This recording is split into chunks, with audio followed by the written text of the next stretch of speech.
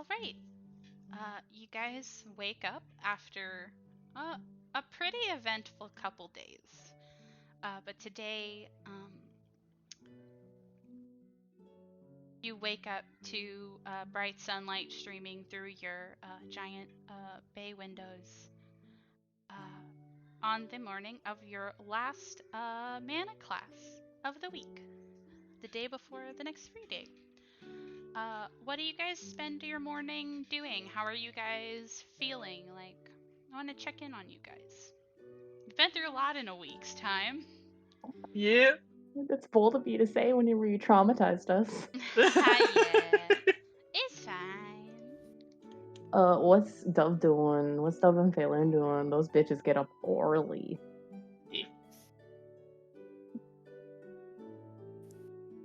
Holds up the gun. Oh my god.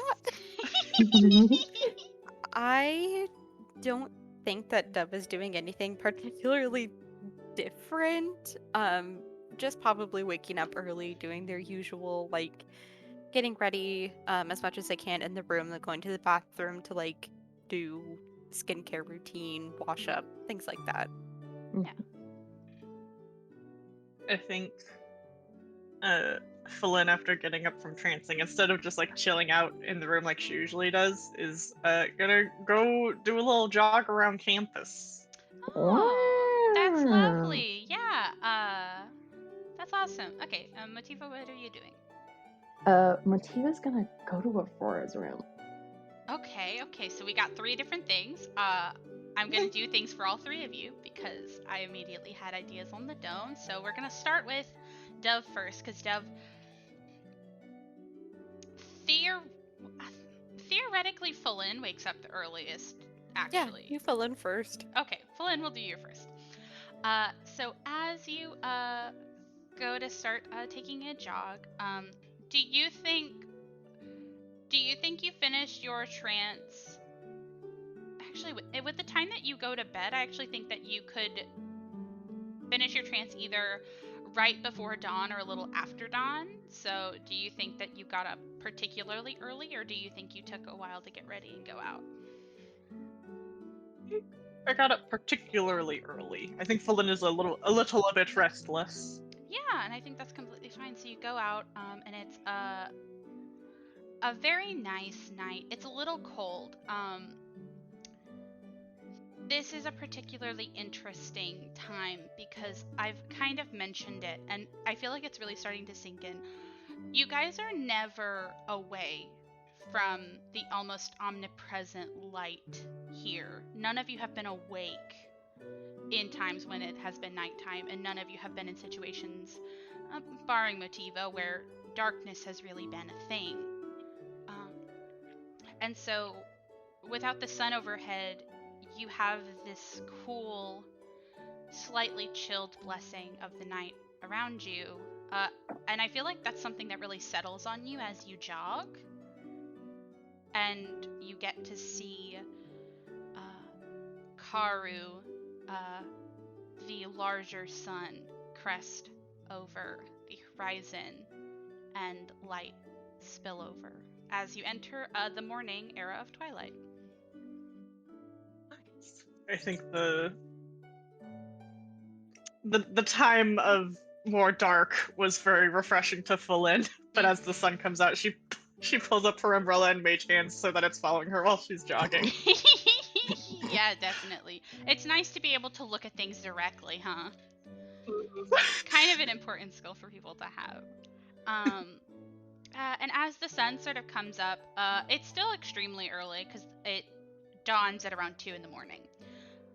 But as you kind of take a jog, you also see the occasional person out, the occasional restless spirit, nocturnal students, some people leaving the Bow's End to go home.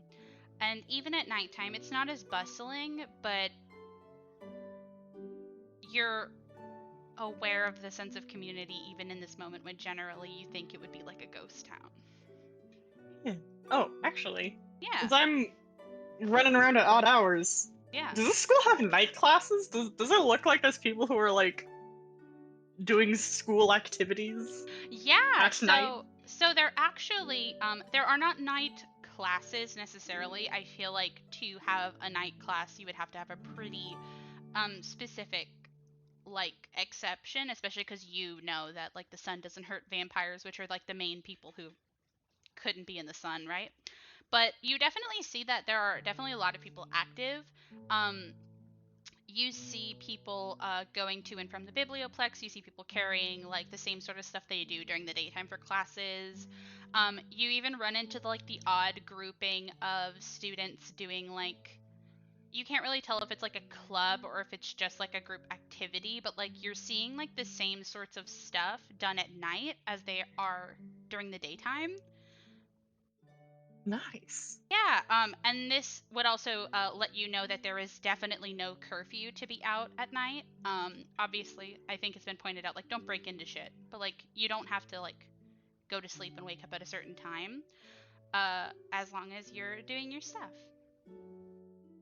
I am delighted by this. Thank Yeah, you. I think it's very cute. Also, the idea of like, sorry, I'm just gonna go off on a tangent. The idea of people are doing stuff before going to class and then immediately going to bed after class is also just really funny to me as a concept. I really like it. I like the variety of schedules. Yeah, all hours, baby. Yeah. What do you think Phelin's feeling? What do you think she's doing? I think in general she's having a good time. I think she's enjoying one, the time that she had where it was darker, and then two, seeing a bunch of people still out and about, so she doesn't feel like she's like alone in her wants to be out in the dark. Yeah, definitely. I do think she is dying a little bit from jogging because this is still not something she's used to doing. Oh, 100%. If you want to be doing this for like a long period of time, you're like having to take breaks pretty regularly. 100%. Absolutely. I love my weak bitches. Awesome. Now I think we can pan over to Sweet Dove, who is normally in a building the earliest riser, just not anymore. And you're sort of in the bathroom getting ready. You always take a long time getting ready because you really like the personal ritual of getting yourself fixed up for the day and getting your thoughts in order. And it's just something that you've always done that's really nice.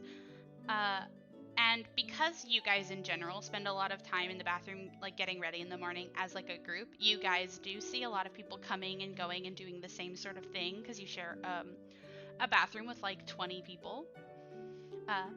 So you see like the first person of note you see come in actually is a person that you have actually never formally spoken to, as you see the pink tiefling with burgundy hair wearing sort of pajamas coming in to brush her teeth and start rubbing a substance on her horns, which you can only assume is like a scrub.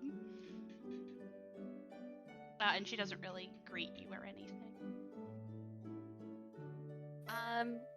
Interesting. Yeah. I think Dove kind of just doing still just his skincare routine without quite like looking over, will just kind of smile and say I don't believe that we've quite have had a chance to introduce ourselves to each other yet. My name is Dove. You see she kind of only really looks over at you at the end of what you say, and she doesn't look like she's mad at you, but she also doesn't look particularly welcoming to the conversation. She kind of looks you over and says, Dove.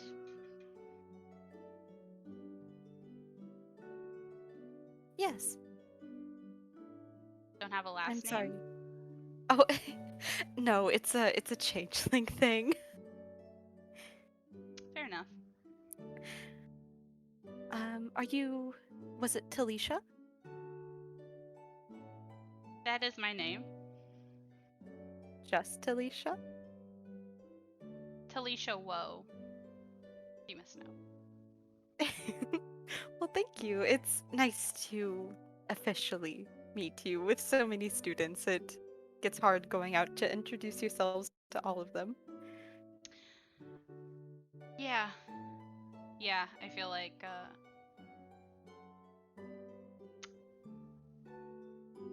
every conversation is an introduction these days. Oh, I'm sorry if it's tedious. You see that she kind of gives a shrug and rolls her eyes and says, and it's the name of the game when you move to a new city. So, it's alright.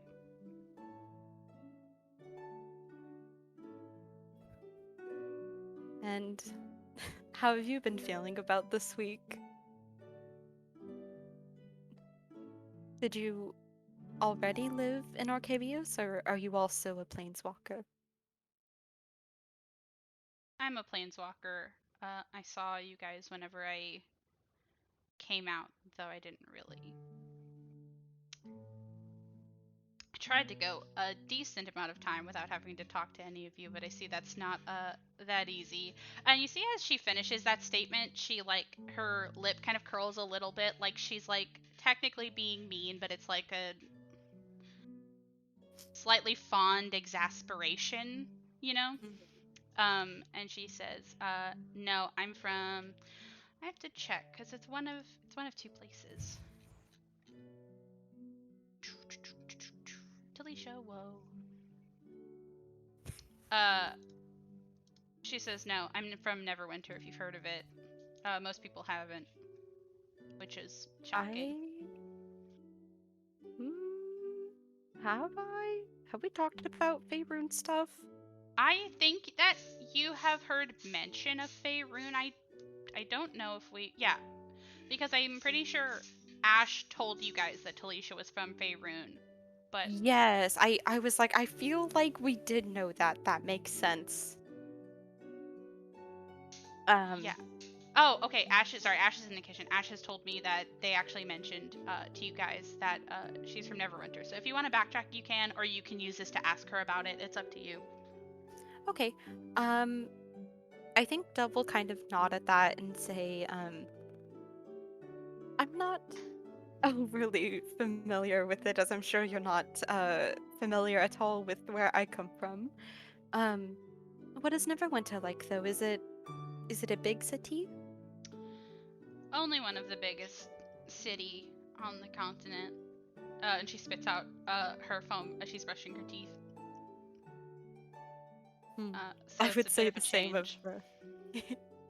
I would say the same of the city where I come from. It is, in fact, the largest city on the continent. So, I think I can get a picture of what you mean. It's hard to be in the sticks, huh? Yes, this is the first time I've actually ever left Sean, so it is quite the change for me.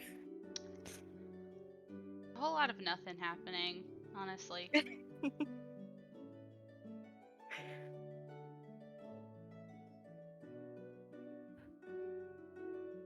make a big deal, invite us all the way out here, and they haven't really taught us anything.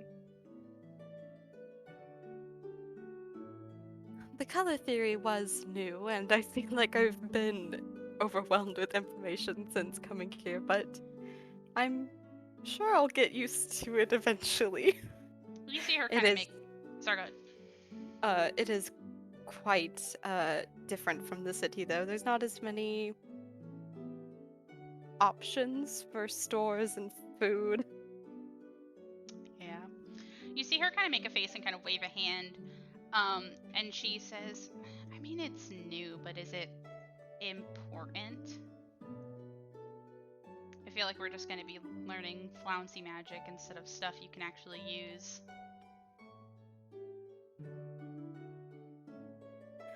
Are you a spellcaster by chance?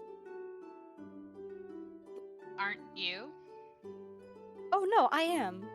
I just don't believe that everyone here is, perhaps.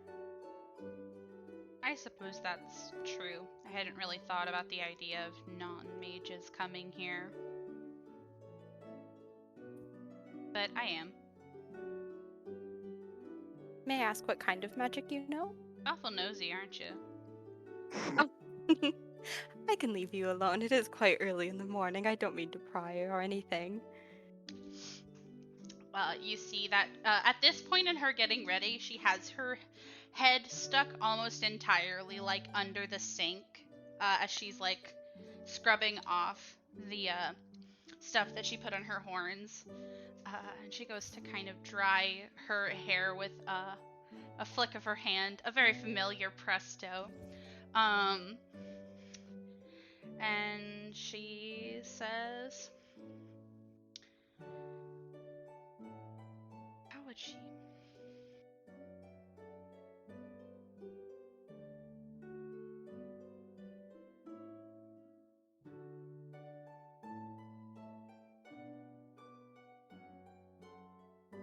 I think she's gonna say, no, it's fine. But I think she would also say, I'm not really sure how you used to cast magic is going to matter quite as much the longer we're here. Dove nods at that and says, I agree. The very foundation of magic here is quite different in practice. She kind of gives you like a look over, like from top, like from head to toe, and then back up, and she says, "You're a bard, aren't you?" Oh, what gave it away? You got that vibe. No, I don't have any sort of vibe. Can hear you guys from a mile away. I only like to get to know people, that's all. Well, mark You seem myself quite as known. smart, though. Let's see, I noticed that you used prestidigitation just now. Are you a wizard? Wouldn't you like to know, music boy? Well, I suppose I'll just have to see you in class later then. Yeah, I guess we'll see. And you see that by the end of this conversation, she's got like a crooked smile on her face as she walks out and says, "See you around." See you around. Hold on, guys, I'm gonna... And Motiva, you said that you were going to Aurora's room? Yes. So you go ahead and you go to knock, and there's kind of like a general affirmative noise from inside, like a, What do you do? Can I come in? Can I come in? It's open. I open. Okay, you open, and you see that everybody in this room is still in here, because it's pretty early morning still. So you take in, well, everybody but Talisha. Talisha is in a separate part of the area now. But you see Nefei, Eleni, and Aurora all in various stages of like just woke up and like kind of getting dressed and getting ready. You see nobody here has any qualms being half dressed around each other, and nobody really stopped you from coming in. I'm not saying you see any like spicy bits, but you're seeing a little bit more skin than you generally see on people, right? And what do you do? Ativa's gonna look at Aurora, and Ativa's going to perk up, and she's gonna, Aurora, can I speak to you privately? You see that she kind of looks over at you, and it's a little weird to see her without her makeup on yet, but she kind of like looks you over. It actually makes her look a lot younger and softer without her makeup on, and it's kind of interesting. And you see she kind of looks you over, and she says, "Is everything okay?" Yeah, I just have a question. You see she kind of pauses for a bit, and she nods, and she says, "Okay." And she's gonna shrug on a jacket of hers from like her casual outfit so that she can walk out of the room in decency. and you guys are now in the hallway as she closes the door behind her, and she kind of looks at you and says, "What's up?" Motiva's going to like flatten her hair as she like sees that like Aurora's trying to look semi-decent. She like flattens her hair and she Hold like on puts one her hand. second. My Oh. audio cut out. Start that whole thing over again. I'm sorry. Motiva's going to like flatten her hair down, trying to look a bit more presentable, and she's going to say, I wanted to ask something, and you don't have to say yes. It's really embarrassing. I know we've only known each other for a short amount of time. I really wanted to ask if we could collaborate and if I could play with you at the tavern. I can prove that I can play music really well. I really think it would be cool to work with you. She kind of stares at you for a second, no change on her face, and after a minute she says, "Are you fucking with me right now?" No, I'm sorry. You see, as soon as you start to backpedal, she goes to grab your shoulders and says, No, yeah, we can. Do you want to make a band?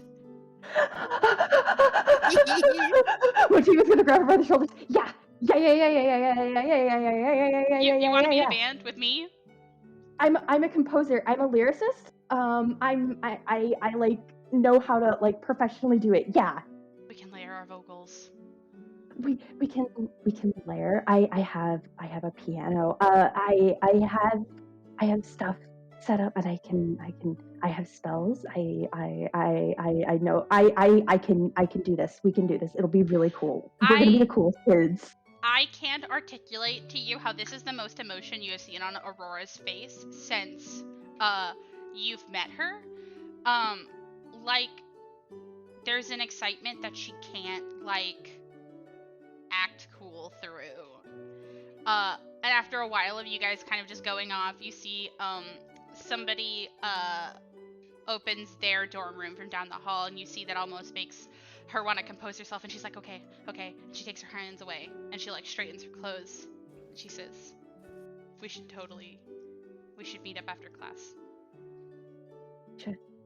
We should meet up after class. We should meet up after class. Bring anything you want. But we can make it work. We absolutely can. We're gonna be really cool. So fucking cool. Vibrations. You guys both separate and go your separate ways, but you guys are like vibrating in Motiva. I'm literally imagining Motiva doing that thing where she's like walking intentionally slow, but then she gets like an excitement spike and she bounds forward a little bit and then has to like calm down again. Yeah, she does like the little hop. Yes. Exciting morning. She gets back into the dorm room and she just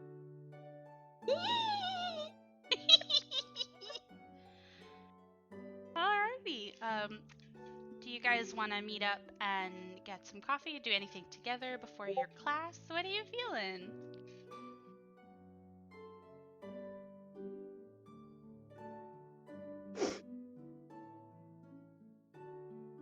feeling moe. She hella cute. Y'all hella cute. You know that? Yar.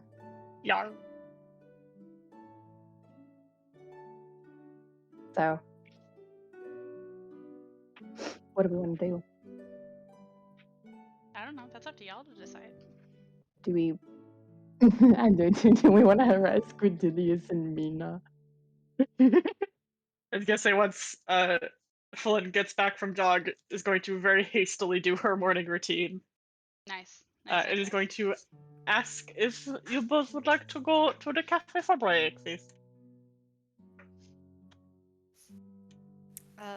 Double agree. Breakfast. I will also ask Ashan. Bitch says no. Yeah, I think he says no again. I think he's like, no. Yeah. I figured, but I thought I'd try. That's real cute, real cute, Eve. Yeah, that's fair. After Motiva has accepted gothification through her morning, Motiva will accept. Nice. again. All right. So let me go ahead and get the cafe music really quick.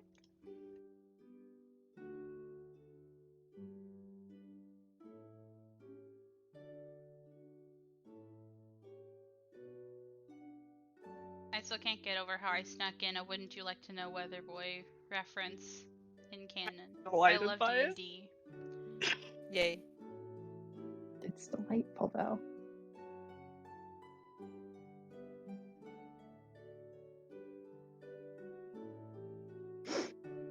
Did you know that we're so cute? Yeah. I really like how this just exemplifies how our characters work.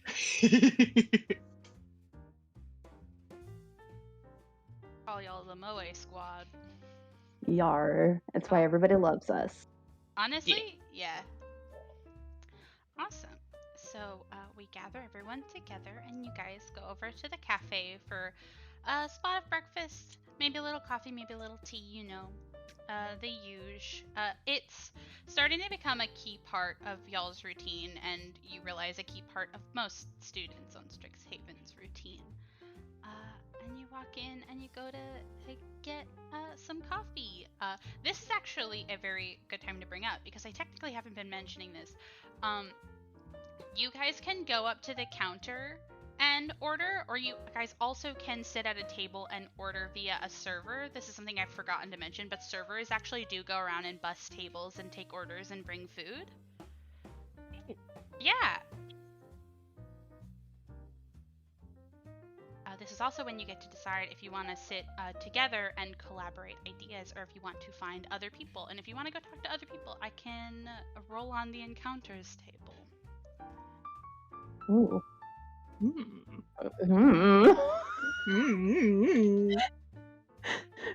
Mackenzie, what's spicy to you? I don't know. You guys pick. I mean, you did hold Dove at gunpoint to be the first person to do something in the morning. That is This fair. is true. Sarah, we should roll. Yeah. Roll. Roll. Give me some oompses. The what? What? Some oompses. Sorry, go ahead. So you want me to see if people are here so you can talk to other people? Yeah. Okay, I would have loved if you had told me that directly instead of like, let's roll. And I was like, oh, okay, that's a weird choice to make up to chance whether you're going to talk to each other or talk to other people. Sorry. No, it's okay. I'm dummy. Dummy thick. Hell yeah, I am. Okay, encounter tables.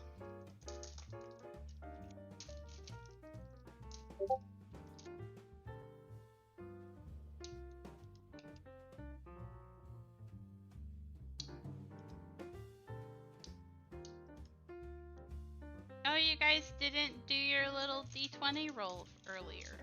You're right. I remember. That's why I did it just now. You guys gotta do it. It's a ritual. Gotta. Gotta do it before there's Maybe- any real rolls. Ooh, 16. That like Maybe shot it straight shouldn't be down with a ritual meteor. anymore, 'cause I rolled a 9. I'm gonna die. Ooh. Right down the middle. Yeah, I think we have a pretty average score right now. That's not bad. Mhm.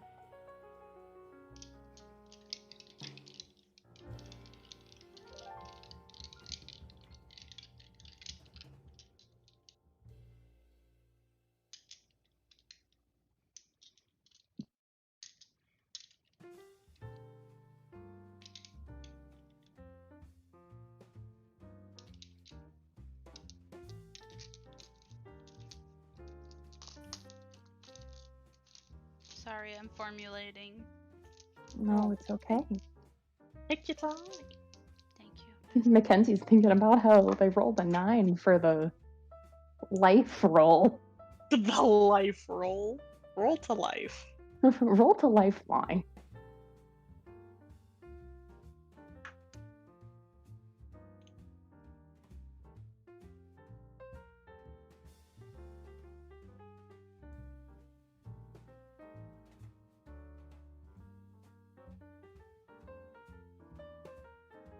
Okay, I think we have a pretty interesting grouping of NPCs.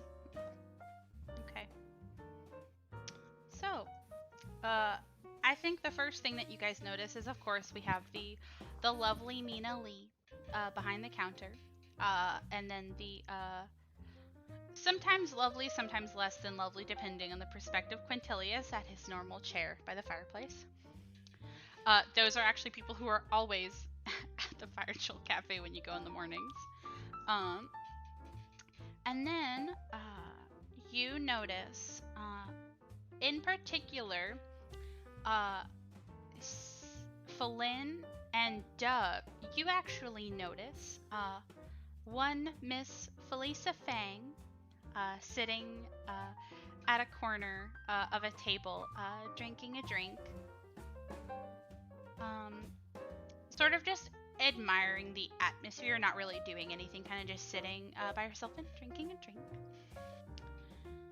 You guys also notice in another corner, again by himself, is one Killian Liu. Oh shit. Oh god. Oh no. We've You don't learned have our to. lesson. You Not don't have as to, a but he's group. there. No, We can't. we As a are group, unmuted. I'm officially banning it. It has to be one-on-one from now on. I can't believe all of us are just like, no. No. It's not that we hate him, we just can't approach him as a group anymore. We don't hate him. I'm scared of him. I have to finish the list of NPCs. Sorry. You see also at a table kind of near the entrance, two people that you guys all as a group kind of know pretty well, and you've actually never seen them in the cafe. You actually see Fletcher and River sitting at a table. Fletcher looks kind of bright-eyed and bushy-tailed. River looks extremely less so. Kind of slumping over a cup in their hands. And then the last person that you notice is that you actually see Nim looks to be getting up to leave after finishing their breakfast. Hurry, Ash, you have to hurry. No. You can't embarrass me. I'm immune. Motiva's actually gonna fucking squint and she's gonna look to the others and say, does Fletcher look okay? you mean River? Emotionally? No. I thought you said Fletcher looked slumped. No, Fletcher it's looks River. bright-eyed and bushy-tailed. Oh, and when Oh. Motiva says that, Dove kind of smiles and says, I don't know if you remember, but River's not a morning person. We could still go and check, of course, but I just think that they're tired.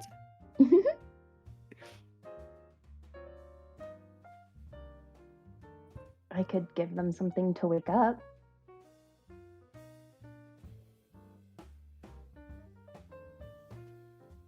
I'm sure they have caffeine, or a drink of some kind to help, but if you want. I don't know, it's up to you guys too. I don't want to drag everybody around. I already did enough of that yesterday. So, what do you guys want to do?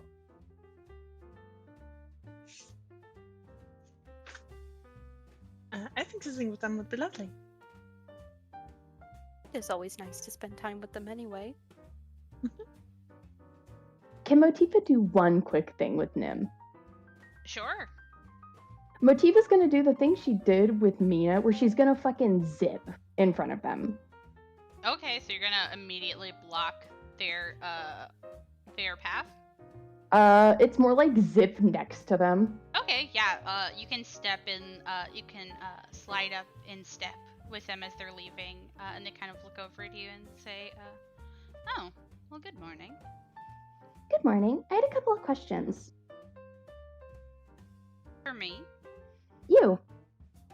you see they stop and they go to, kind of casually cross their arms, and shift their weight, and they say, alright, well, I am, off, so I Oh, would what? prefer No. if more questions were done at the clinic.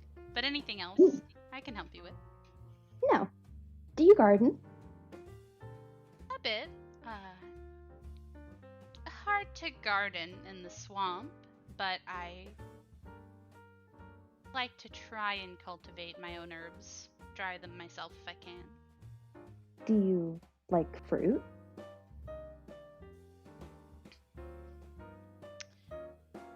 You know, I don't really think I have any strong feelings towards fruit. I think they're What- nice.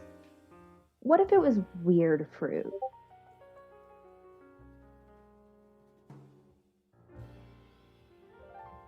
I do Uh. think I quite like weird and interesting things. And you see their lips kind of twitch a little bit. But in true Nim fashion, they don't truly smile. But they look amused by the question.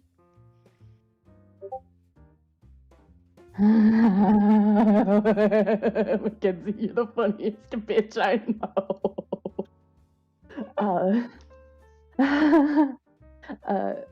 Mativa's gonna smile and say, do you like pineapple? Cotton candy? One second.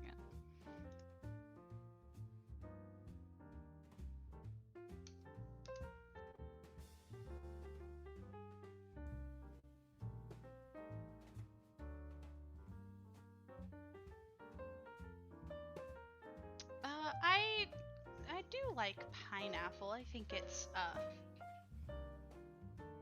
got a nice acidity to it. I'm not sure what you mean by cotton candy though. Berry floss? I think that's what. Sugar floss? Oh, God. That was in character. Oh, no. Motiva nods and says, yes. Well, I think it's all right. Sweets aren't a large part of my diet. But I What think they're is? fine in moderation. A lot of very specific questions. I am a very specific person. This is the last one, though, because you look busy.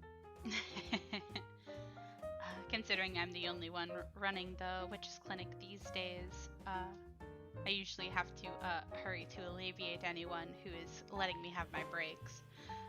But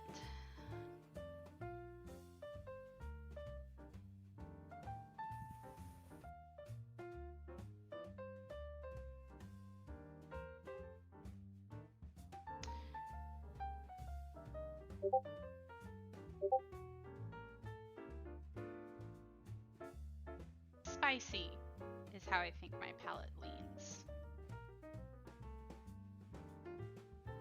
I'm also a pretty big fan of earthy flavors. You don't live on Witherbloom campus for very long without acquiring a taste for fungi. It's really not bad. You can do quite a lot with it. Interesting. Have a good day, Nim. Motiva fucks off. Hold on one second, you guys. But yeah, you fuck off and you come back to your friends. You come back to your friends. Whether or not you share what your conversation was about is up to you.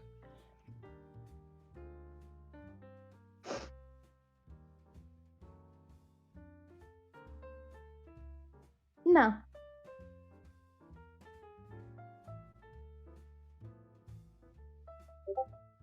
Motiva just looks to them and says, I had some questions for them. What do you guys want to do? Do you want to bother River and Fletcher? I do have an idea for how I could wake River up. I'd be curious to see that. Luca. Luca. She keeps trying to sit on my notes. Luca's the That's guest cute. villain. I'm griefing you IRL. Would that be okay with you, Mackenzie? River and Fletcher? Yeah. Yeah. You guys converge onto the two as they're kind of quietly, kind of talking, kind of just hanging out. And they both look interested to see you guys come over. Fletcher given a pretty standard howdy, and River is now leaning their like a jaw on like their hand, elbows on the table, and River kind of mumbles out a morning. Good morning. Something that you do notice is that they are both drinking black coffee, which is very interesting. Disgusting. Good morning, you two. River, did you have a long night last night? Not any longer than usual. I'm just sleepy. Fletcher said this stuff would help, and jiggled the cup, but they kind of give a bit of a shrug.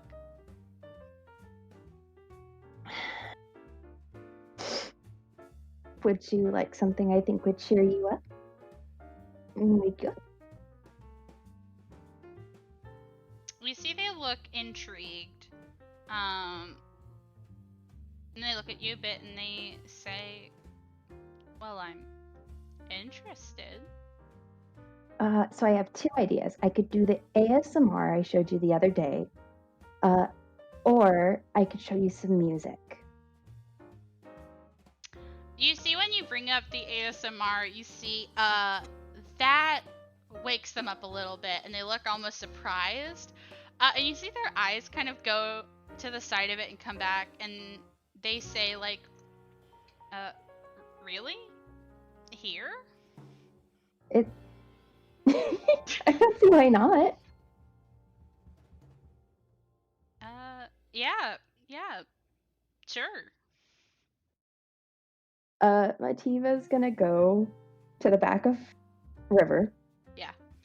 And she's gonna do some snappy noises with her fingers, and she's gonna go, wake up, wake up, in either ear. She's like doing like the silly things. Yeah. ASM artist Motiva. Goosey, goosey. Ha pa pa pa pa pa pa. Ha pa pa pa pa pa pa pa. You do get some giggles out of River doing that. Yeah, no, River loves it. What are y'all guys doing while Motiva is doing something that looks insane to you guys? Dove just kind of looks at it for a little bit and then goes, should we place an order? For drinks or anything? Food? I can go pick Yes. it up as well if you just want to wait here. Oh, that's very sweet. Dove is in love with toys. You can also grab the attention of a server, or you can go up and talk to Miss Mina. It's up to your preference. Actually, if I go up by myself, this is actually a really good opportunity. I think it would be fun. Oh yeah, I'll just walk up by myself then. Okay. Then we'll tell everybody that they'll be right back. Delicious. Do you take everybody's orders up with you? Yes. Okay, cool. What do you guys want? I don't know if y'all want something specific or you're just fine with like vague drink food combination. Yeah. I'm okay with vague. I am not getting a drink besides water. Okay, then water's free. You don't have to give any money. What about you, Flynn? Let me look at the menu. Yeah, you can pick a specific dish, or you can just say that you get food. Because it's Cool. free, so it doesn't really matter what exactly you get. I'm gonna pause while you look Food at is that, so I can TM. eat some bagel. Alright, so you take your friend's orders and you go up to the counter. You have to wait in a little bit of a line, but it's not too bad.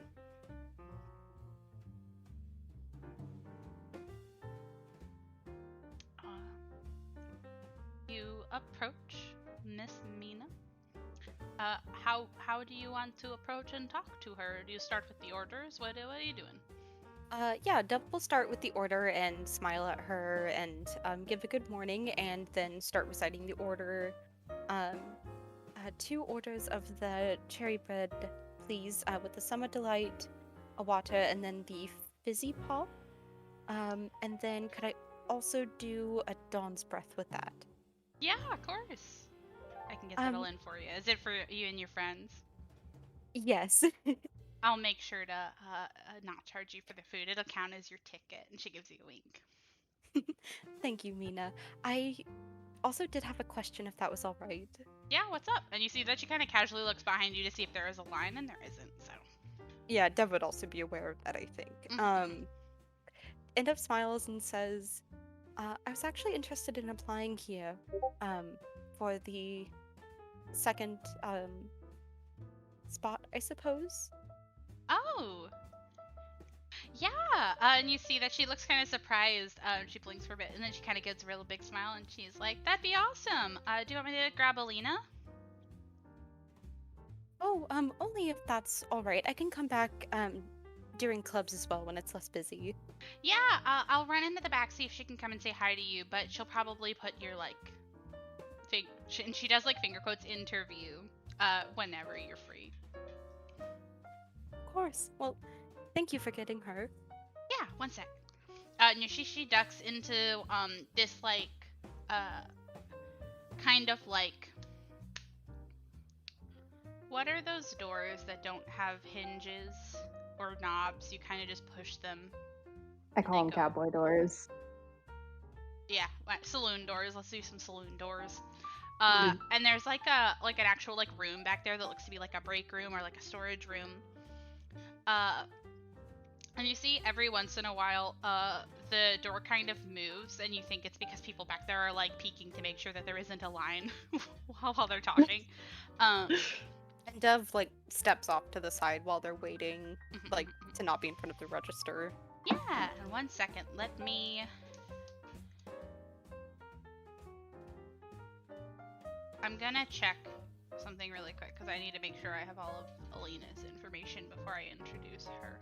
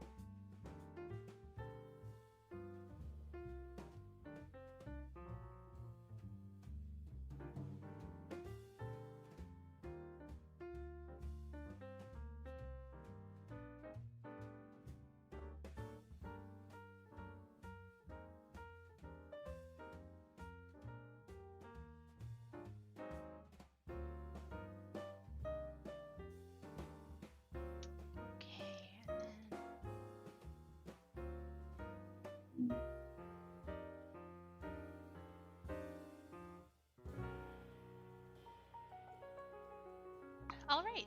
So after a bit of waiting, you see that the doors go to open, and out walks a sprightly elven woman. You see that she kind of has like this sort of like long red hair tied back into a braid. And you see that her uniform, which is the same one that Mina wears, is adorned with countless like colorful like pins. That kind of glitter in the light as she walks over. She looks to be a little less than middle-aged, which for an elf you really cannot guess to what that age would be, you know? And she sees that you're kind of off to the side and kind of walks very confidently over to you and puts her hands on the counter and like looks at you and say, "So you the new recruit?" Yes, only if that's all right, of course. I was interested in applying here. Of course, we love initiative here. And it's always nice to have more people enlist. You know how it goes. And she goes to hold out a hand and she says, "My name is Alina Tanglewood and I'll be your manager." Dove will go to shake her hand and smile and say, "My name is Dove. It's a pleasure to meet you." It's lovely to meet you. I'm gonna go ahead and say it up front. Nobody learns how to make magic lattes back here. That's That's just me. Preferably, you can see she kind of like makes a face and like it does a little vague hand gesture. I mean, like magic isn't like a no, but like preferably on the floor. I would like no spell flinging, you know. You would be surprised at how many people try to work here just to learn my secrets. Oh, I believe that Mina told me that you were the sole one responsible for making the magic lattes, and I have no interest in taking that away from you. Ah, Mina, that's my girl. Good. I'm glad we nipped it in the bud right there.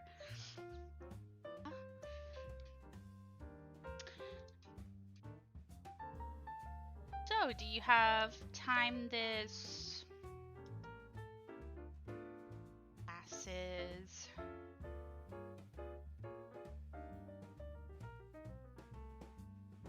Do you think you could swing back here around closing time? Yes, out of character. When exactly would that be? I assume they have it like on the front of the building. Yes, and I think you were also told at some point, so I'm just gonna find it really quick.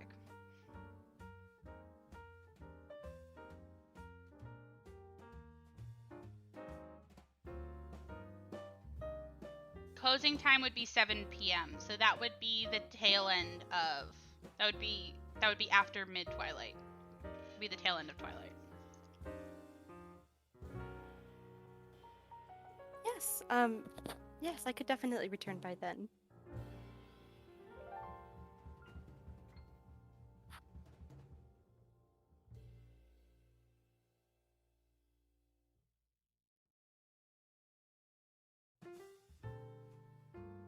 You see her go to give a sharp grin, and she says, "Perfect. We'll see you then, recruit." And she gives you a wink, and she is going to take over where Mina was working and go to make your things. They'll smile and thank her once the things are ready, and then take it back to their friends. Nice. You come back to your friends. How's everybody doing? Nom, nom, nom, nom, nom, nom. Nom, nom, nom, nom, nom, nom, nom. I am straight vibing. I think Philin is also small talk asking Fletcher and River about their home plains. Yeah, definitely. Fletcher is from here. Yes. Yes. So Fletcher would tell you about where he's from. I can give you some general info if you guys would like, or I can give that to you later. It's up to your preference. I am down for either or. Yeah, so as far as Fletcher is from here. He is from a farm actually outside of like the city limits of Silk Meadow, which is across the mountains. Didn't really grow up in a town, grew up in like on a farm, and like his nearest like neighbors were like other farmers, you know, that sort of thing, right? And then River, you're gonna be a barista. River is from they would call it a town. It's officially so small it's not considered a village. It's officially called a thorp on the wiki. It's like really little. Called Wolf's Paw, which is also like a farming town, but like they also do like hunter-gatherer things. If you didn't know, they actually come from an only shifter town. Yes. Out in the middle of the woods. Yes, Yeah. yes, yes. And if you guys ever have any questions about either of those locales, you can DM me questions about that. Because you're talking about it. Yeah. Nice. Motiva's gonna offer to pizza Fletcher. I think that Fletcher would say firm no.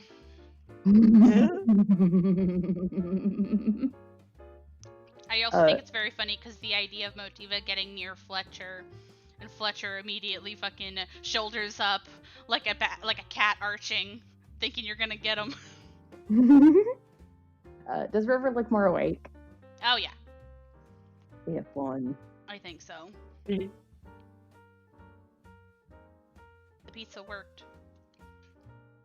All right, so with that, you guys have a lovely little breakfast. You've had a pretty good morning so far, which is nice after as I said, you guys have had a pretty intense couple days. And now you guys all get ready to go over to class. And sorry for these little breaks. I'm gonna take a second and I'm gonna get all my notes together for the class, but you guys can all get settled and chit chat if you like. Right, you guys find yourself to your seats. All of your fellow first years going to settle in for what's going to be the last Mana Color lecture of the week. You all wait patiently, but you don't actually have to wait that long for the lecturers of this class to enter the room. The first one you notice coming in is a pure white owlin with snowy feathers dappled with dark spots and beautiful, elegantly trimmed black talons. She's dressed in billowing robes of white, black, gold, and silver. And she seems to look around the room as she walks down, less focused on just getting to the class and nodding in acknowledgement to anyone who catches her eye. Hot on her heels is another woman, this time a human, dressed in elegant and ornate layered robes of red and gold, with a spun gold headpiece fixed atop her head as she carries scrolls and books strapped to a sash around her waist. And I will show you the arts of these characters. Dudes. It's Dean. Deans.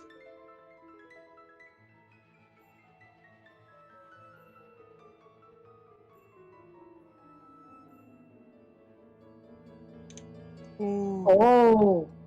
Mm-hmm. Holy shit. I think you guys are also gonna lose your mind at this one.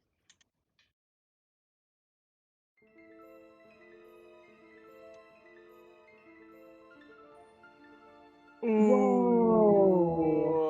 Mm-hmm.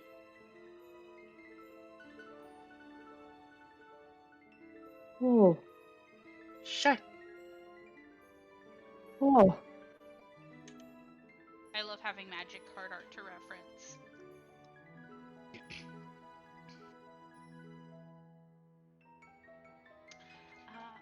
First, you see the Owlin go to address the class as soon as the human reaches sort of the speaking floor, as it were. And in a warm but projected voice, she says, "Hello, students. It's lovely to meet you all. I am Shale Talonrook.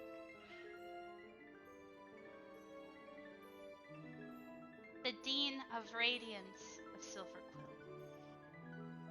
It's lovely to make your acquaintance." And as soon as she stops speaking, she turns to look at the human next to her, and with a more stern but booming voice, she announces, "And I am Dean Augusta Tellis, the Dean of Order of Lorehold. Today we will be studying and explaining white mana and the philosophies surrounding it. As I'm sure you all were made aware yesterday, the morality of white mana and black mana are constantly dissected. To emulate that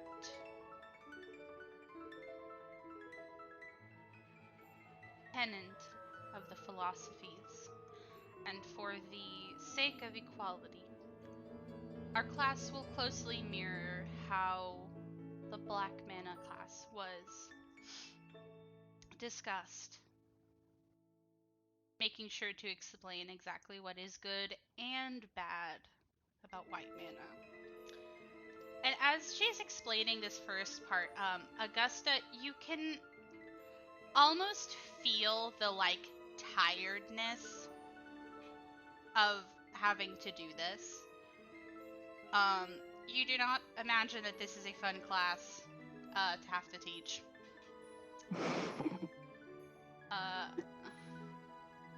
They out here being like, we were invited to tell y'all how we suck, I guess. All right. Okay. I also think it doesn't help that she has nothing to do with black mana. Literally. That's the thing. You know what I mean?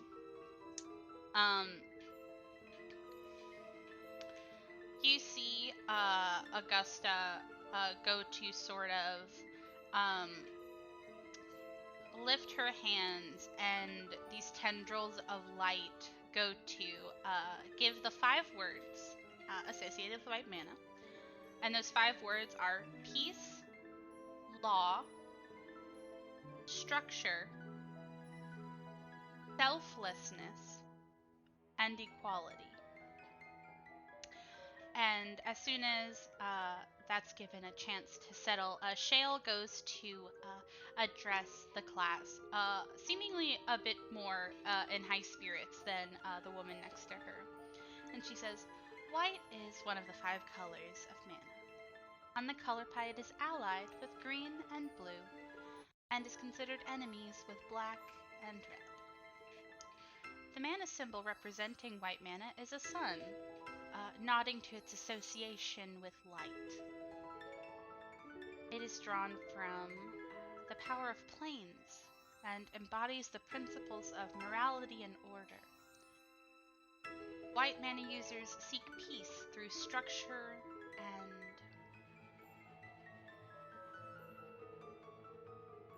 intention. You see, white as a whole puts value in the group, the community around it, and its civilization as a whole.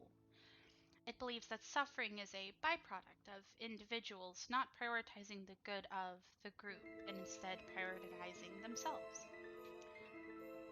The ultimate goal of white mana is peace, stasis, a world where there's no suffering, a world where life is as good as it can be for each person, where everyone gets along and no one seeks to disturb the bonds of unity that have been forged between people. To govern and protect its community, white mana users make use of and put value in a number of broad concepts. Things like morality, ethics, truth, order, law, duty, uniformity, such as conformity of beliefs, overarching agreements throughout the structure, planning, reason. Government as a whole generally leans more towards these concepts, as it's less about the individual and structured around the whole. It's why a lot of the times examples of the more negative uses of white mana come from institutions such as these. The balance between black and white mana is between the self and the group. So generally, black mana users are more individualistic and lower on that totem pole. You see the talons go in finger quotes around lower. And white mana is higher, finger quotes around that as well, when it comes to leadership. Augusta goes to continue bringing up, as we discussed earlier, White's ultimate goal is peace, where no single person disturbs the safety and unity that this rigidity brings. According to White philosophy, there is little gray area in morality. It is us or them, this or that, as morality is defined, clarified, and guided by the rules of ethics. And thus, there's very little room for straying from that path. Individuals are indeed encouraged to act on behalf of white mana and stop those who oppose it, even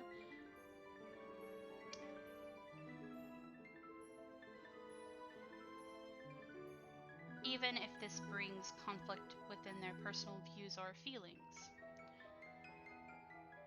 That being said, very rarely does that mean that white ignores the concept of the individual.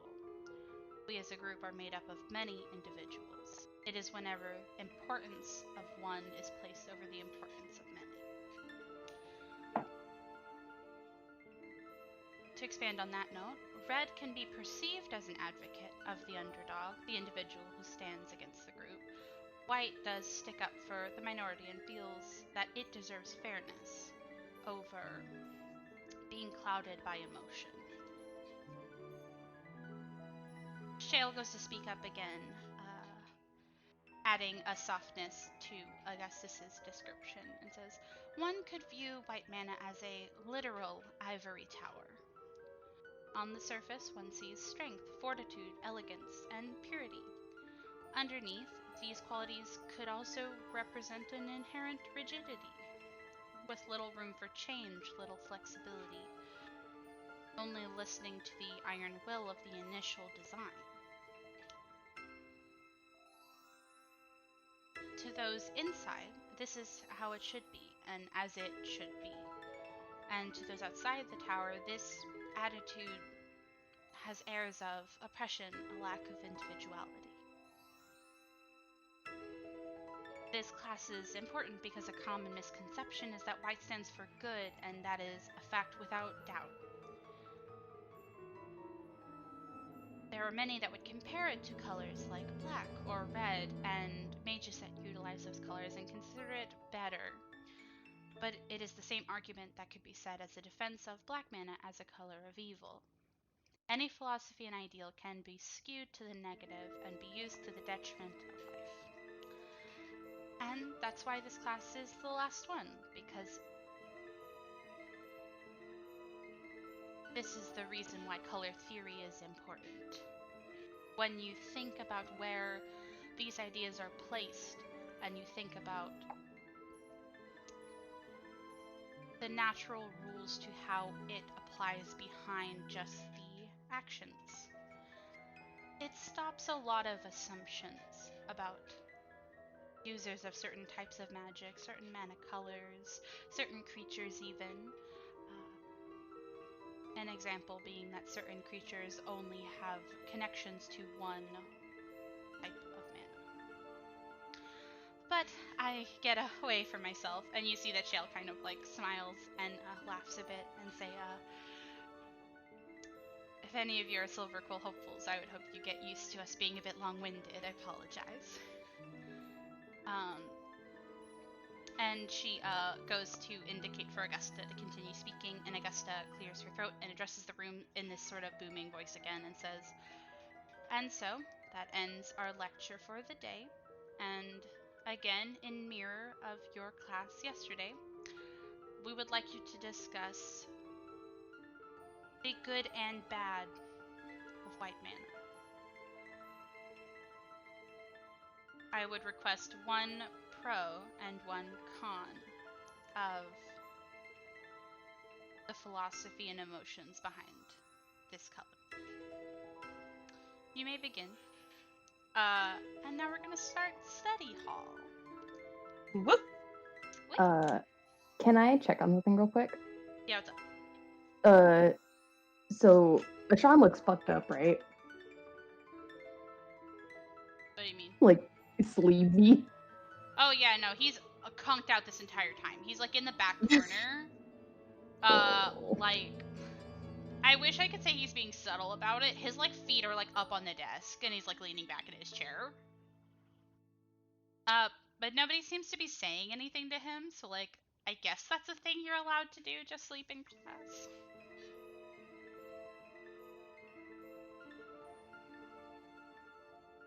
Matia's gonna quickly go up to him real quick, and she's gonna flick him on the head.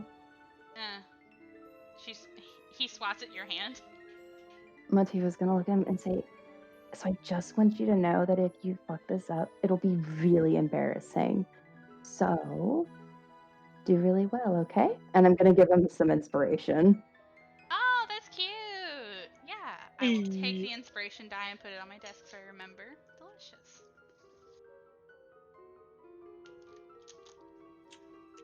Wow, this is actually really fun. This means I actually get to do an actual roll for an NPC in a class, because normally I just discern it on whether they would know it, but Ashan's been sleeping this whole time. Yeah, so you give the inspiration and he like snorts and rolls his eyes and he says, "You're the embarrassing one." But you see that he kind of puts his feet down and like settles himself back in his chair and like stretches out his shoulders. And there's no real heat behind it. Okay. Emotiva goes back to her gang. Gang gang. Alright, besties. Would you like me to pause while you guys are thinking of your theses? Yeah. Okay, cool. And then pause. Alright. You guys all deliberate and spend your study hall huddled together, giving yourselves pep talks back and forth in preparation for this assignment. I will say before any of you get called up, Ashan actually gets called up, and when he's giving his presentation to the deans, it's actually quite short, but he seems to do pretty well. But what's interesting of note is that he immediately leaves. Like, instead of walking back to his seat and sitting down, he just immediately walks out. So that's a fun little Ashan thing. Does anybody at our table look tremendously stressed about this? That's a good question.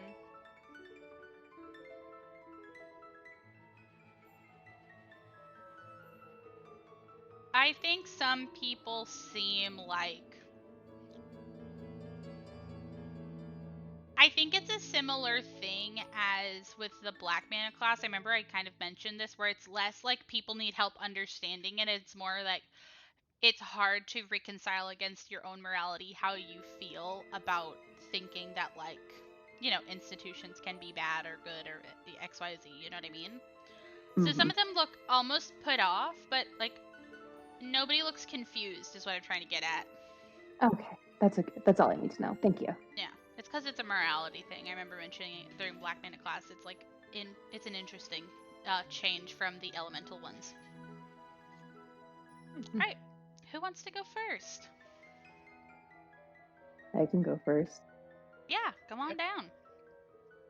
Emotiva comes on down, and she would present that a pro of white mana is that it allows people within its halls without discrimination.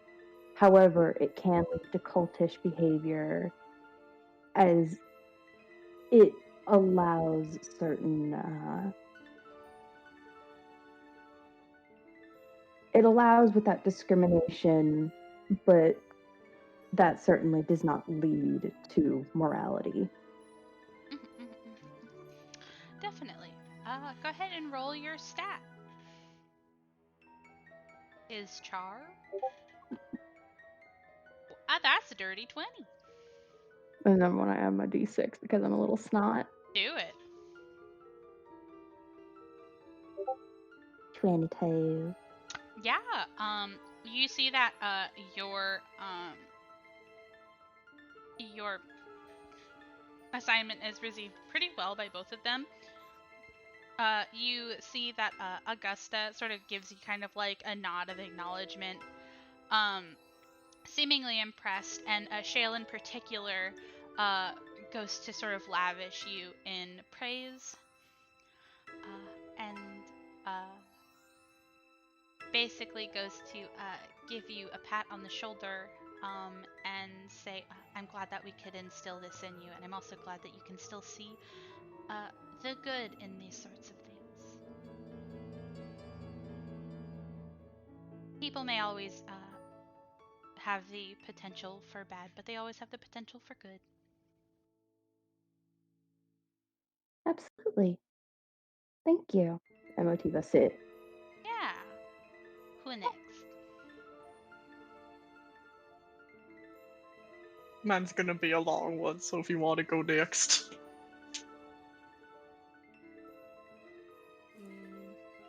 I will go. Come on down. Dove will say, a pro of the white mana is that the application of laws are meant to protect the whole and always made with fairness at heart, instead of made with the intent to control or take needlessly. But despite this, a con is the oppression of self with strict laws or tenets, where wants and desires of the individual may be shut down because the inherent want of freedom and ambitions are dangerous to the whole. Wow. Yeah. Give me I your say. stat roll. Charisma. Yeah. Oh man. That's okay. You can add your d6. Ooh. 18. Yeah. Yours is also accepted very readily. Something that's kind of interesting about Augusta's reactions to these, because you've now seen a couple, and so you're kind of starting to pick it up, where Shale is very receptive at the idea of understanding, like, the duality of the pros and cons of this sort of situation. Augusta seems more annoyed having to listen to the con part of all of these assignments. But she also kind of gives you a nod of acknowledgement, and says, that is true. Intention does not always result in good intentions does not always result in good effects. You're very wise to already think of such things. Thank you. That's very humbling to hear from a dean. Of course. And Dove will go sit back down. Yeah. Come on in, Flynn. Let's see if we can get a triple pass. Hello. Then we'll step up. And we'll say, this concept was interesting for me to think about through this lens, as the culture I come from is largely built upon many of the same values as white mana. Therefore, I'll draw from my own culture to answer. As a pro, my people's ancestors were once enslaved by a treacherous god. It was community that saved us. We helped each other out of those horrible times, relied on each other, and freed ourselves of the wretched influence, led by light. Without putting the good of the whole before the good of the self, our civilization would not exist. As a con, in the rigidity of my home's structure, there is so little room for change or new inquiry. Countless times have I seen those with new ideas or theories of our god or our relics be turned away, or outsiders hoping to learn our magics be shunned. It is this kind of rigidity that, while protecting the values of the group, inhibits progress and growth when not handled carefully. Yeah. That's fun. I like how personal that was. Give me your roll. Yeah. Okay. I'm using wisdom. Okay. 25! 25. Woo! Ooh. Oh, we got a triple pass. Okay.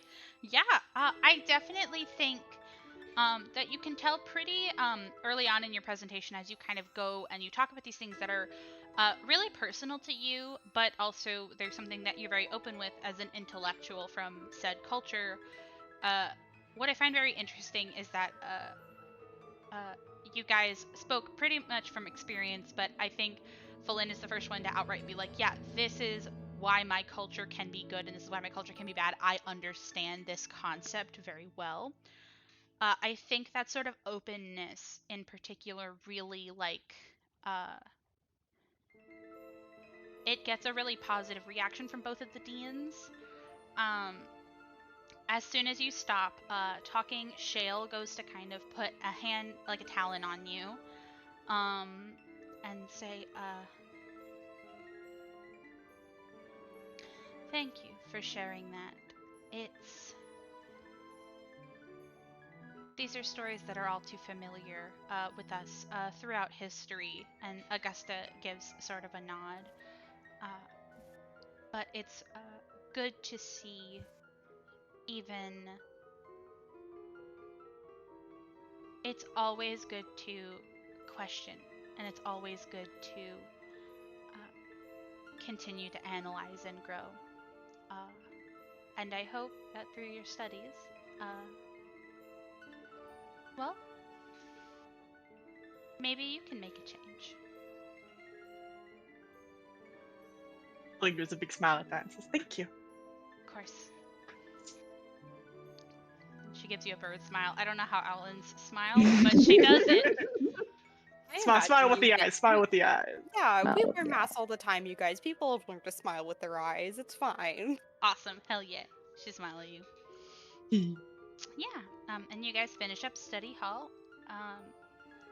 And a lot of it is just like kind of with Black Mana, where it's like some people are having a more philosophical debate and talking about the thing, but a lot of times the other first years around you are not particularly easy to sway from their viewpoint on certain things because that's just the nature of morality. But it's very interesting. And as you finish up your class, the deans have already left, but you are actually visited by another familiar Alan face, Miss Mavinda. Mavinda! And she comes back and she says, "Hello, class. It's been a while. I hope that all of you are doing well." And you see that she likes to she picks a couple people from the crowd to kind of very specifically give a smile and look them over. She seems very attentive despite how many people are in this room. And she says, "This now ends all of your lectures on the basics of mana colors and their philosophies, the foundation of how we study magic here. Tomorrow is going to be a free day, Salavia, so you can use that time to do anything that you wish. And next week, we'll be doing classes specifically tailored to summarize the colleges and what kind of paths you can take here. We'll be looking at majors, we'll be looking at course catalogs, the type of magic they use. They'll also be a bit lighter on the actual lectures. And then you'll be able to go out into the school and start your educations and your journeys. I just wanted to come in and connect with you all and tell you about that. And I hope you have a wonderful week." And she dismisses you all. She doesn't technically leave just yet, so you have the ability to go talk to her, but most people aren't. She just wanted to come in and make sure that you knew what was happening.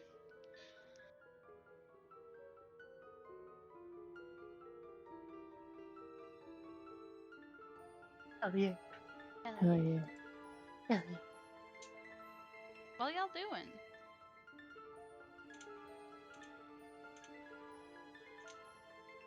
Excuse me. What we doing? I kind of want Ferlin to go up and chat with Mavinda and the deans, but I don't have anything specific for her to talk about. Yeah, I guess I'll say that you do it, though. You can just go and say that you kind of chat with them a little bit after class. Hell yeah. Yeah, that's fun. You can do that.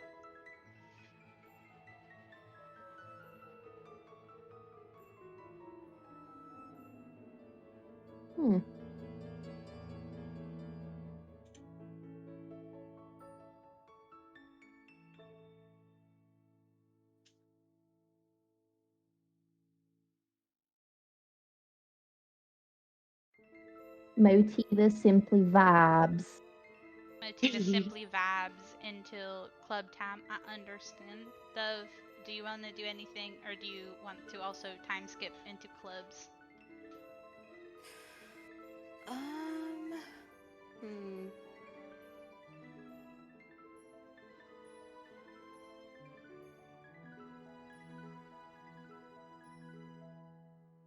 I think I will also just vibe until clubs.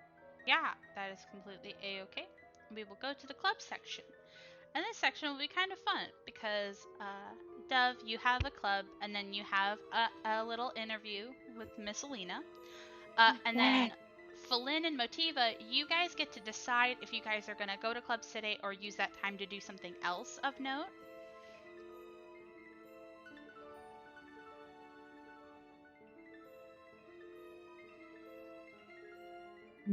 Hmm.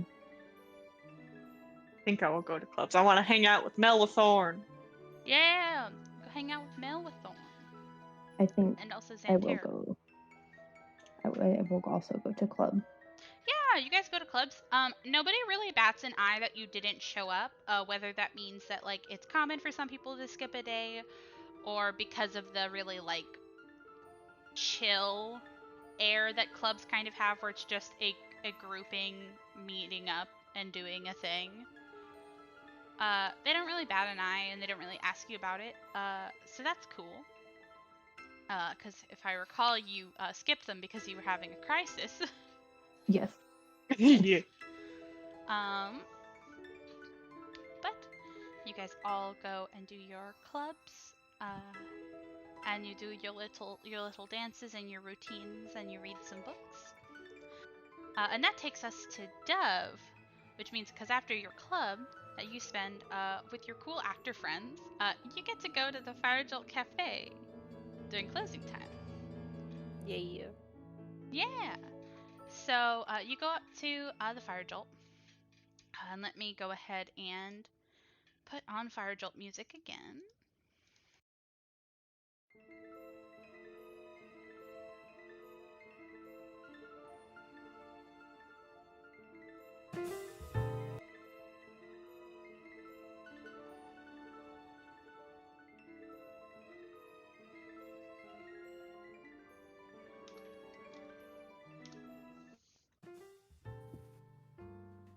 Okay, you come up to the Firejolt Cafe, and you go to come in about right before close, and you actually pass by Miss Mina Leah. She's about to leave, and she looks over at you, and she gives an audible "hey," but before she goes past you, she also whispers "good luck."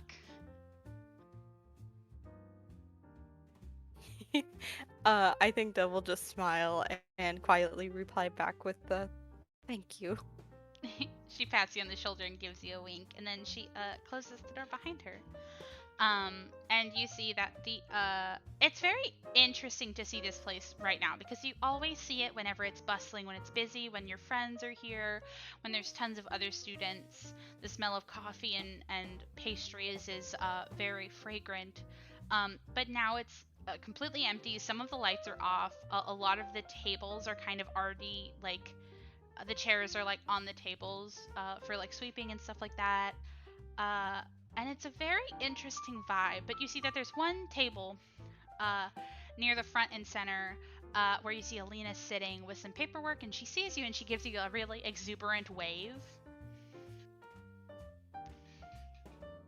Dove will wave back politely and smile as they walk over, and I assume take a seat on the other side of her.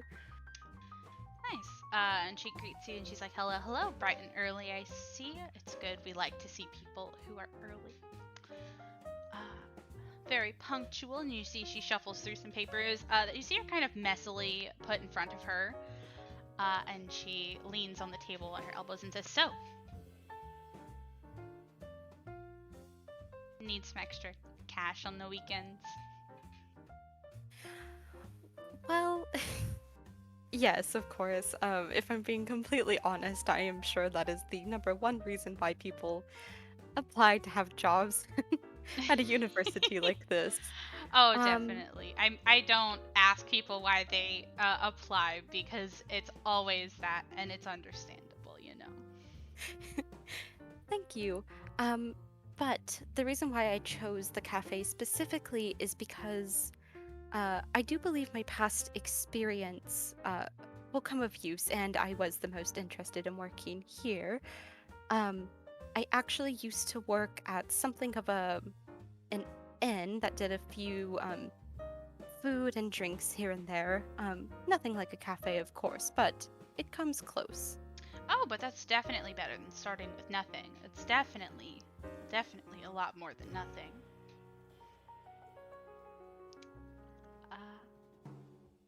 Great. Cool. So, I'm going to ask you a couple questions before you sign the paperwork. You have to sign paperwork because we have to have you on roster, finances. Of course. So, you see she looks at you. And she looks at you direct eye contact. Her expression has lost the really casual and friendly smile that she was giving you a second ago, and she says, "You're at work. Your arch nemesis walks through the door. What do you do?" Oh my god. The person you hate more than anyone. What do you do? I'm behind the counter. Yes, you're working. I give them a polite but firm smile and ask how I can help them today. Respectable. Too respectable. You think you could hold it in? Yes. Okay. She writes something down that you can't see. Alright, picture this. You're opening the store. You go to clean the coffee machine. There's steam methods in there. What do you do? Are they aggressive? Yes, they're aggressive. They're methods. Answer me, soldier. What do you do? The enemy's in front of you. I'm so... I thought I was getting a militaristic read off. I love this so much. There's no time for cowardice. What do you do? I'm sorry, ma'am. I've never seen the steam method before. I'm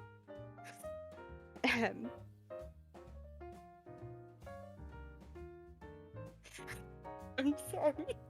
Thank you. No, I think she's really funny. I have trivia to tell you guys about her after this. She's really funny.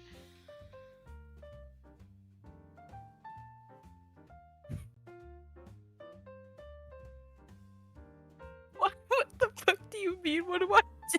What do you do? How do What would Dove do? I...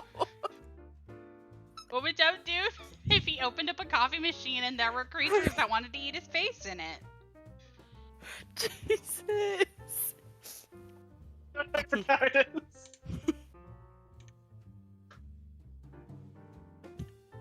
Just to clarify, you said no spells were allowed behind the counter? Well, in this situation, you can use spells. You also can use spells to clean the coffee machine because it's kind of hard to clean by hand. But other than that, what do you do? Of course. I would likely cast Sleep on them, and remove them off the premises as best as I could. Very respectable. I like that. It means there's no method nastiness to clean up later. Good. Okay. Should I write something else down? Oh, of course. Nobody would want a steam method flavored coffee. I don't think that would taste very well. No. I'm sure some of the carnivores on a campus would love a meat drink, but no. Anyways, I'm getting off track. How do you handle feedback?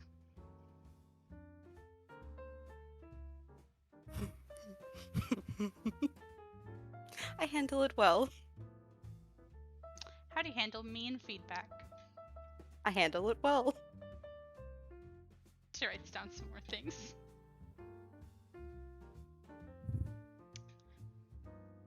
Okay. The cafe's on fire. What's the first thing you do in that situation?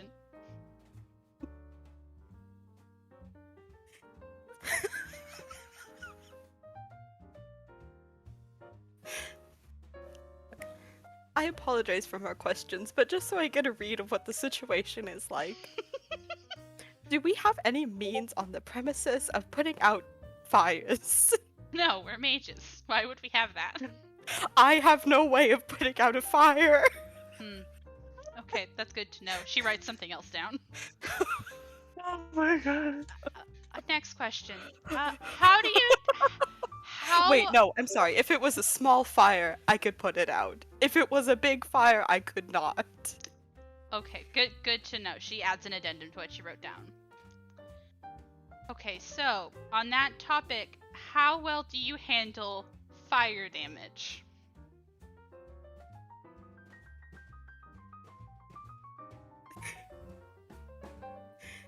Would you say the normal amount or The a less than normal amount? A worse than normal amount? the normal amount. Okay, that's fine. Fuck. I wish my interviews went like this too. I hope you like them. I'm having a lot of fun. She looks down at the scribbles that she wrote down on her paper. Okay, everything was good. Sign here.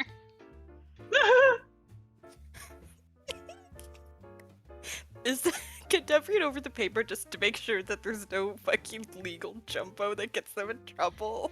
Yeah, roll me an insight check. Okay. 20, dirty 20. Dirty 20? Yeah, there's nothing, like, legally binding, and there's also technically nothing that says that, like, it's not like a contract necessarily, it's kind of just, like, you sign, it's like a slip that just has, like, your name and, like, your wages on there, but, like, the wage for everything is, like, 5 GP a week. That's fair. Yeah, and then on there, it does say that, like, if you, I would probably get into you with like the details of like calling out, but like if you just didn't come to work, that can like affect your pay, obviously. So there's just like a little thing in there like that, but it's not really like it's not like a ton. It's like half a page of information. I see. Okay, yes, Dev signs. Okay, cool. She looks it over and she says, "Cool," and she adds it to her really messy pile of papers. Oh, yeah. Oh god, no, please go No, ahead. You first. Ma'am, I did have one more question, if that was all right. Yeah, what's up? So, for the first question, if my arch nemesis did walk in through the door, do you allow violence on the premises from employees? The question threw me off a little bit. As a general rule, I would like you to never instigate violence. That being said, we as a school of mages, we are very, Strixhaven in general, is very, outright about being like, if you didn't throw the first hit, you were allowed to defend yourself. Doesn't really matter what it is that's hitting you. So, if your arch nemesis came in here and shot you, yeah, you could get his ass, but like, you can't be mean to him until he shoots you. Ah, perfect, I understand. Okay. And again, you can use magic on the floor, but I would prefer you to not rely too heavily on magic. The craftsmanship just isn't there.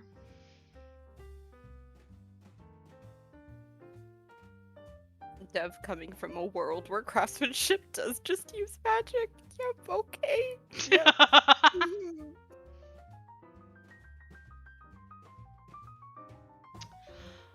Alright. She looks over her papers and say, to check something.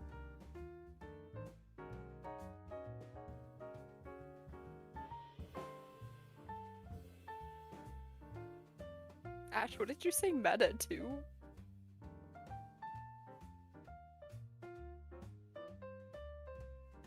What was meta? I don't know. I said, how do you? It was said to, how do you take fire damage? Thanks. I thought Oh, that was a very yeah. funny question. Do you have resistance, immunity? Obviously, we really prize immunity, but I won't blame you for, like, you know. If you have cold immunity, though, get the fuck out of my store. If you're weak to fire, actually, you're not allowed on my premises.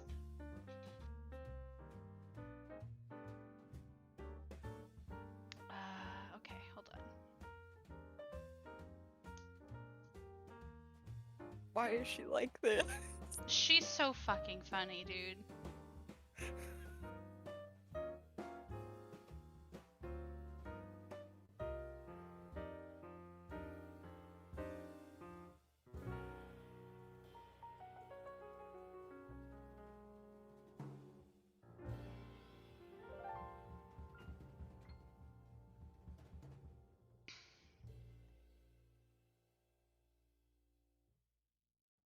I'm sorry, I'm cross-referencing something for another question.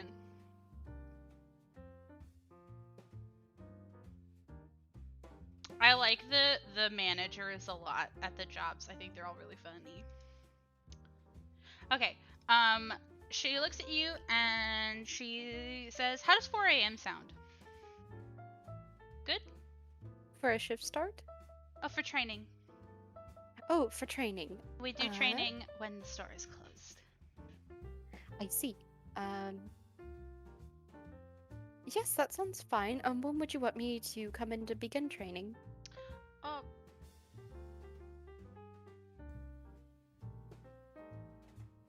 You see her go to conjure up a little clock and she says, "Well, 4 a.m. is in like 10 hours. You can make that, right?"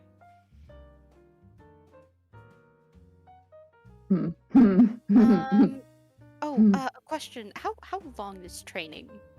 Oh, it would be, well, if it's at 4, then we would only be able to train for the hour. But it's until I feel comfortable that you can work by yourself. Generally, you're on shift by yourself. I'll sometimes be here in the back if you're working. Or sometimes there will be multiple people working. But generally, like if you're behind the counter, you'll be the only one behind the counter. If you're serving, you're the only person serving. I see. Okay. Yes. 4 a.m. tomorrow sounds perfect. Amazing.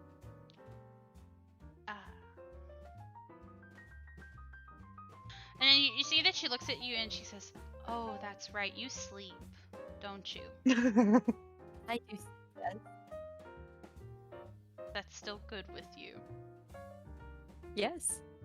Okay. Okay. I'll see you in 10 hours. I'll see you in 10 hours. You see she gets up to walk you out, actually, and as you guys leave the doors, you actually see she goes to explain to you a little bit about the cafe. And she's actually going to explain to you that all of the doors are locked specifically with arcane lock. They're not, like, physical locks. And she says, if you're applying for the spot I think you're applying for, then you'll probably be closing a lot. So how you close up the store is you come outside after you finish everything up, and you hit this right here. And she points to a very specific spot in the mural next to the door. And she goes to touch it, and it lights up a little bit, and you see that it locks. And she's like, "This is how you lock it. This is not, however, how you unlock it. It is just how you lock it. It's so you don't have to have arcane lock to close." Oh. That's very kind of you. Yes, and then if you want to be an opener, you would first have to learn knock. I see. Yes. Okay. I'm just gonna pull up a spell really quick. Oh, cool. Bards can get it. That's good to know. That's very good to know. I'm gonna look at it really quick too, because I want to make sure. I just have to be level 3 to get it. That's fine. That's fine. Sorry to make I'm gonna you be have to have level a spell. 3 in 10 years. Are you kidding?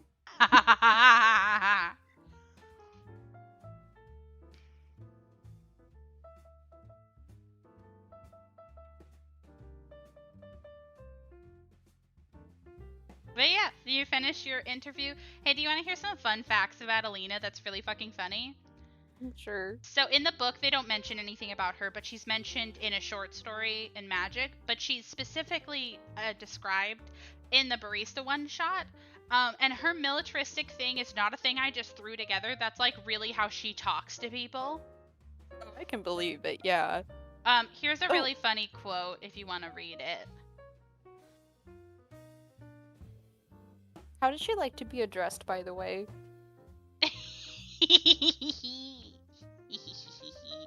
Um. Oh, that's. Oh, this is such a good. You're gonna have to give me a second. I'm glad you asked that. She Oh, would like if you asked that. You can think on it. We got like Yeah. 30 minutes, so we gotta go.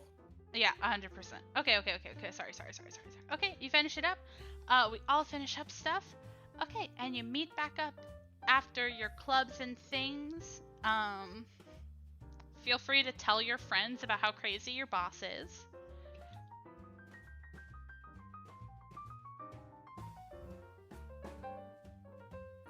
I don't know that Dove would just open with that. No, that's fair. I'm just saying that, like, however you guys meet up is however you guys meet up. I'm shoving you all together. Oh my god. She's insane. I like her a lot. I'm glad you like her.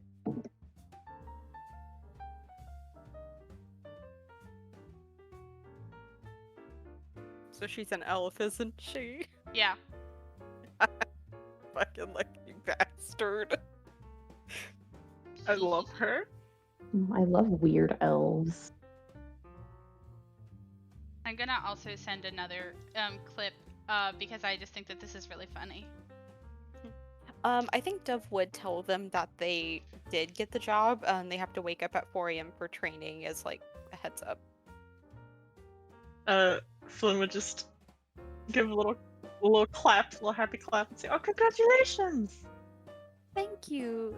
Yes, I was a little bit worried that I might not get the position, but I'm glad it went well. Yes. I suppose this means we'll be able to see you for morning coffees and whatnot. Mm. Possibly. I will be training for a little while, but I can't actually have the opening position unless someone else is there. Ah, I see. Evening coffees. On free days, I might be able to, but I haven't discussed it quite yet. I'm sure you'll be doing a lot of discussing at 4 a.m. in the morning. Yes. I could wake you up if you'd like. Have a morning conversation with you before I leave. Oh, I'd be happy to participate in that. Yeah, 'cause you don't sleep. Yeah, Motiva, get up at 4 a.m. Get up at 3 a.m. with everybody. Motiva just looks at Dove and just, you know what? Yeah, that sounds like a great idea. I'll use that time to go wake up Chad and we can go to Earth and I'll explain to him why he's up at 4 a.m. in the morning. Yes, your decision that you made. Sounds perfect.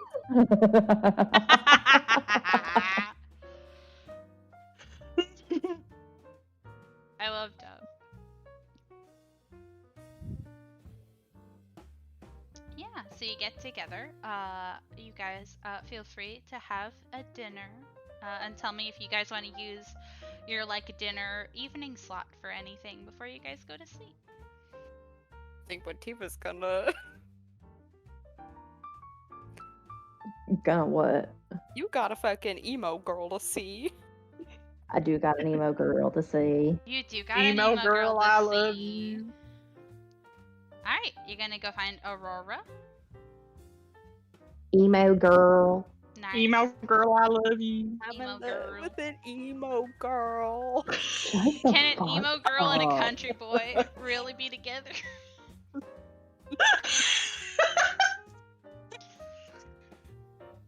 I'm sorry for all these bits.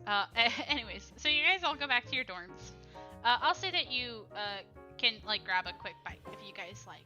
But you all come back to the dorm. Motiva, you split off, and actually by the time you get to the dorm, you realize that Aurora is like already waiting for you. Cool. And kind of just like standing around, What? waiting. I approach You approach at terminal velocity. terminal velocity. Oh, you're approaching me. She notices you, and she almost like changes how she's standing, in like a pose, and she says, "Hey, you ready?"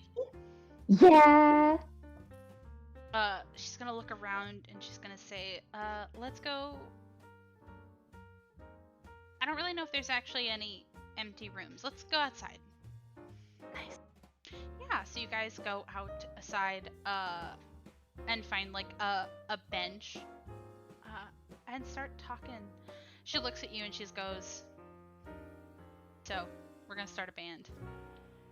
Yes. Okay. This is the most important question I have for you. Okay. What are we gonna name it?" Oh no.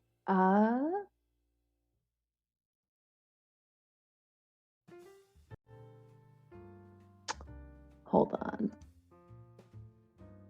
I know what I can do.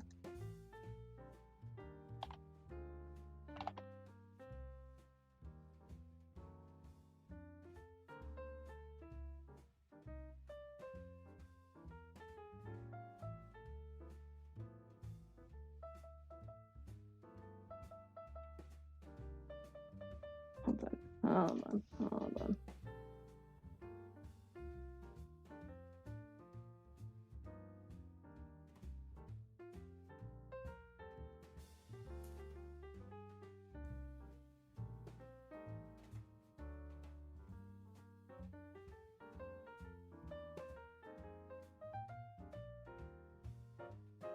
What about Bewitched Midwinter? Oh, that's really good. Mm. That's really good. I came into this with the name Stygian Sirens, but that's also really cool. Ooh. We could. Motiva looks, and she's that's really cool though. Fuck. Shit. The last time I'm in a band on my home plane. The last time we had to argue about band names, we did rock paper scissors. Oh, yeah. Do you want to... Yeah, we can do that. Yeah. Do you want to do that? Yeah, we're going to be here for like 3 hours if we have to decide normally. Those are both sick as hell. Okay. We rock paper scissors. Okay, cool. So how we're going to do this, just to make it simple, is that we're going to both roll a d20, and then whoever's highest wins. I'm going to roll this actually in Gaming Hall, just to be like full upfront about it, because I think that's fun. I don't remember how to make this guy roll. You win. Is it a exclamation point? I think so. No, my god, no, we got yours. Oh yeah. Okay, cool. What was it again? Bewitched Midwinter. Nice.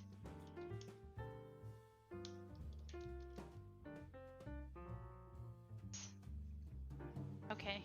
Alright, we have a name. This is the most important part. Okay.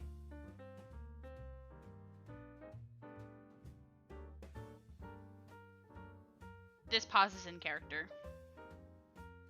Motiva stares and she says, "How do you feel about lyrics in your music?" I don't really write lyrics into my music. I kind of just wail. Within my group, I was the composer and lyricist, but I am okay with music without words. That is up to you. We could do a little bit of like both. We don't have to make every song sound the same. Okay. Okay. Motiva takes out a notepad and she starts writing. You said you're the lyricist. Were you the main vocalist? I think technically, yeah, she was one of them.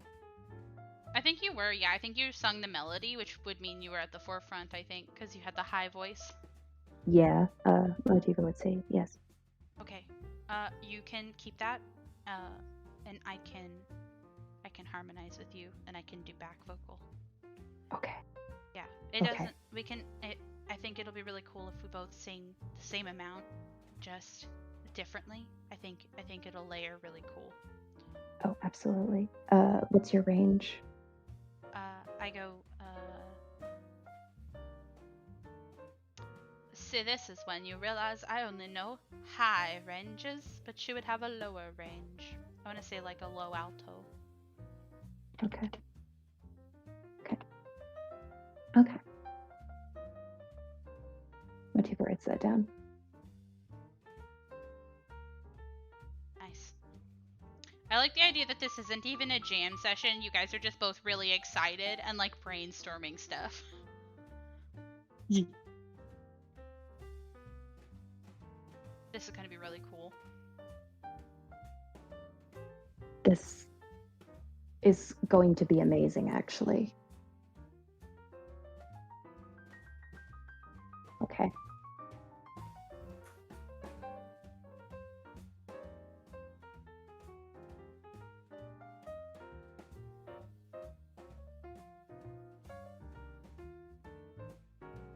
Okay.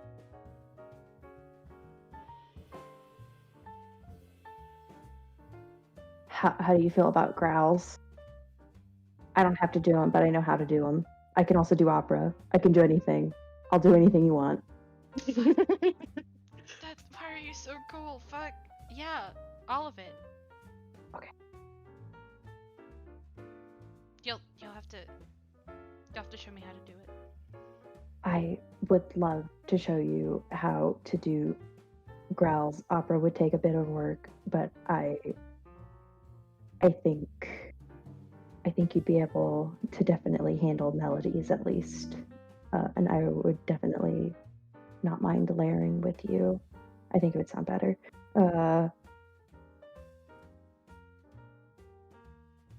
Do you only play the Gertie? A citation. I do love the Gertie. I'm going to check really quick. Does a boogie.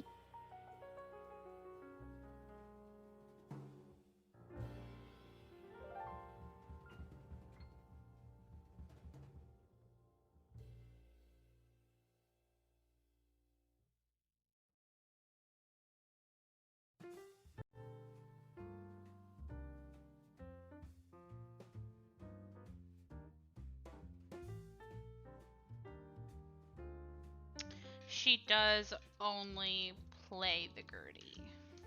Okay. It also says that she is a talented songwriter, so she could help you make lyrics, which I think is fun. Nice. Okay. Motiva nods and she says, I will stick to using my piano around the Gertie. Nice. I don't know how well a guitar would go with it. We'll have to see. We could mess around with things. I will say that I'm, like, not to like brag, but like, No, brag. but I'm gonna be.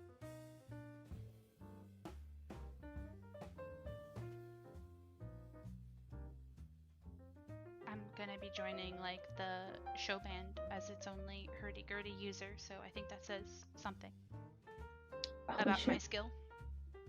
The show band. Yeah. It's pretty cool. It's not there's not like heart in it, but like it's cool. No, wait, Aurora, that's really fucking sick. Really. And she's like sitting up straight and like turning her head a little bit like she wants to preen, and she's like, yeah. You're doing amazing. That's really awesome. It's a really ancient and old instrument. You should be really proud. Like, actually, you should brag. Genuinely. I mean, I don't know, it's pretty cool that you're like an opera singer at your age. That takes like a lot of time, you know? It does. I gotta say, definitely not something I see a lot of. I think both of us are gonna rock this fucking. We're gonna rock the tavern into the hells. I swear to God. I love Motiva, and I love Motiva and Aurora. We love little emos. We love little Love it. emos. Yeah, you We, spent. Yeah, go ahead. no, I just was like, we don't have to keep going. It's okay. we're gonna wrap that up, and then you guys, it's around time, technically around time where Dove at the very least needs to go to bed. Unless you want to do something right before bed, because I would love to give you another interaction, Mixed Dove, or Miss Flynn.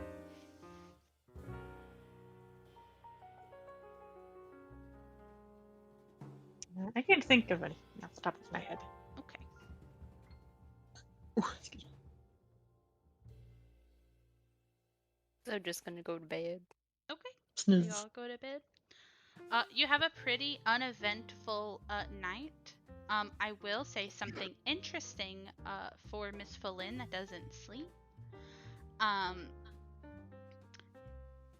So you still see Sarah the ghost, but she's not doing the same thing of like huddling, sobbing by Motiba's bed. Instead, you see her start to kind of just idly around the room. She goes to sit on one of the footlockers of the bed and just kind of sits there all night until the sun comes up and she's gone. Oh. Yeah. And I'm going to stop the recording right here. Next week, when we're gearing up for our big mini sessions, I'm gonna probably connect with all of you guys, and I'm gonna be like, this is what happens when you guys wake up, and you guys can prepare before your big events, and then we'll do the big one shot. Okay.